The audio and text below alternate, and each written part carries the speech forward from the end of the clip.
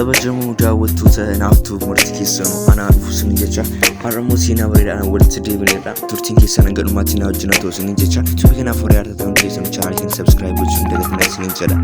Hayyee gara seenaa sanatti yeroo dabarru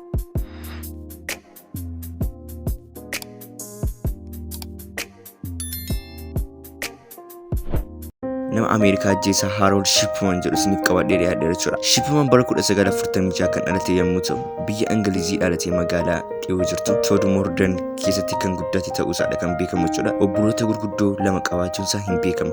Baratee fayyaa galuuf waan murteesseef leenjiidhaaf yuunivarsiitii Liidsitti kan barate ta'uusaadha kan beekamu jechuudha. Bara 1974 abbaa ijoollee lama ta'eetudha kan inni mul'ate.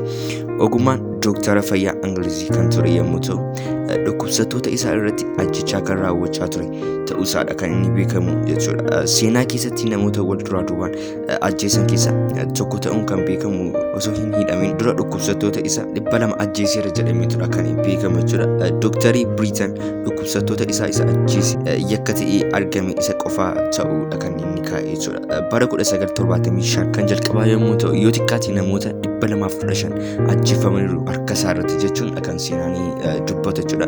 Irra caalaan nama miidhameef qoricha dhukkubbii namatti fidu diyaamorfiin jedhamu kan nama ajjeesu kennuufiidhaan 215 ajjeese jechuudha.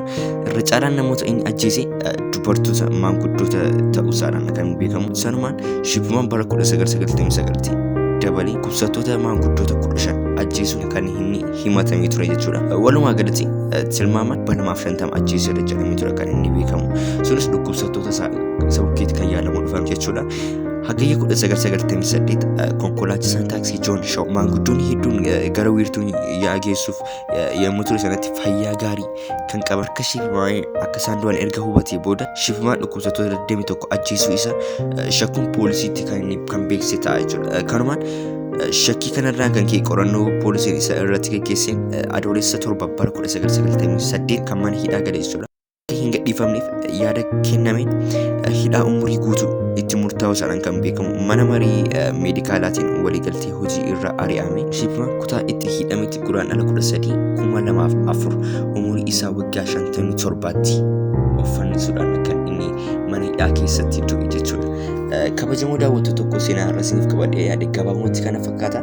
Seenaa biraan deemnee amma wal guruutti nagaan naaf tura isiniin jecha amma yuutuub chaanaalii kana wal subscribe gochuun maatii keenya ta'an isiniin jedha. Nagaatti naaf tura.